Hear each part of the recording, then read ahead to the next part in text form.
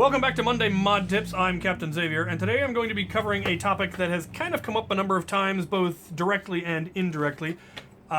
People often note that a lot of the things I pick up at Goodwill don't seem to make any sense, like Tommy 20s and Tech 6s and stuff like that. And people have also asked where I get all of my springs and where I get all of my screws. When I pull out my screw bin or my spring bin, they're like, where do you get all of those? And the majority of them come from the blasters that I have killed. And there are a number of specific blasters that I get specifically because I know they're full of lots of good parts, like the deploy. People seem like, oh my god, you got a deploy, you're a noob. And you're like, the deploy is a gold mine of parts. It has more springs that are good for catch springs than any other blaster I have ever taken apart. There's got to be 6 or 7 heavy, small springs in that thing. Because of all the weird gizmos that it has and the gimmicks that it has a lot of springs. And what we're going to be doing today is just kind of going over an overview of field stripping or cannibalizing a blaster, because I need to take this one apart for various reasons, and I'm in the process of completely reorganizing my shop, which has involved the gutting of many of a blaster.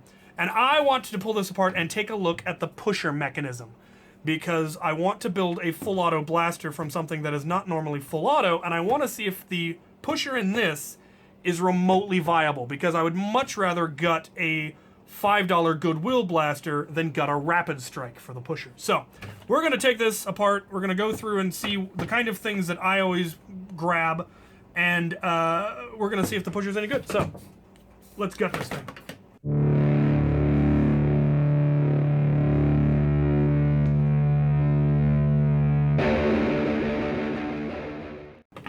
Okay, so far, we've pulled all of the screws. And the nice thing about when you're scrapping things for parts, you don't have to be delicate.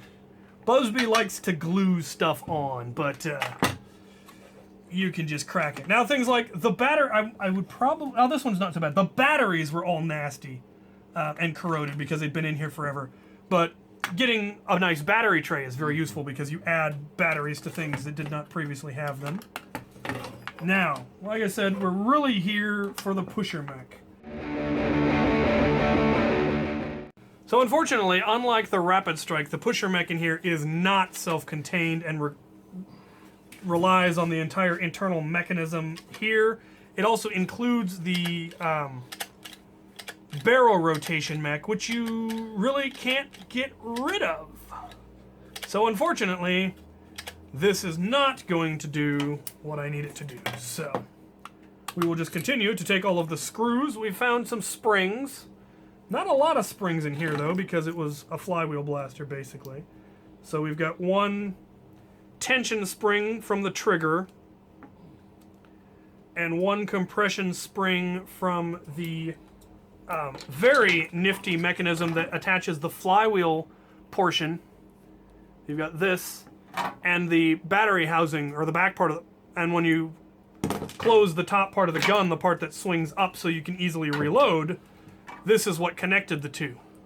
And I'm definitely keeping that, because that could definitely come in handy at some point, being able to have a connection between two parts of a blaster that open up.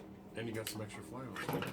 Yep, got flywheels, got kind of a flywheel cage. We do have a fascinating gearbox here, though, that's got some kind of a gear reduction. Definitely a worm gear, because it won't rotate back on itself. So that is both powerful and potentially torquey. If we replace this motor with one that's not tragic. So, fun stuff. Okay, so I'm definitely not going to do anything with this shell, because it is hideous and uncomfortable. I am going to keep the revolver for reasons you don't need to know. Definitely not going to keep the front part of the housing either. I am going to keep the flywheel cage and the flywheels. I am going to keep the battery housing, and I'm definitely going to keep this gearbox. But the rest is going to go away. Apparently the curator is going to take some bits. So what we got out of it, aside, we got the electrical bits, and we got all of these screws. Didn't get anything that would work as a catch spring, but this is a very stout spring that could be used in any number of applications. You could use it as a a trigger return spring. You could use it as a catch spring on a heavy enough catch, but lots of useful stuff. I am particularly fond of the washer-headed screws that I'm flinging about carelessly. These are the ones that I use for like the slides on my pump-action shotguns that hold the priming rod in place. So, yeah. So there you have it. How to properly cannibalize a blaster. What I consider worth keeping. What I consider not worth keeping. And unfortunately, not a viable pusher. This might be able to be made into one with the right bits. It is essentially the kind of thing that they have on both the Scorpion's pusher as well as technically the pusher for the Auto Strife.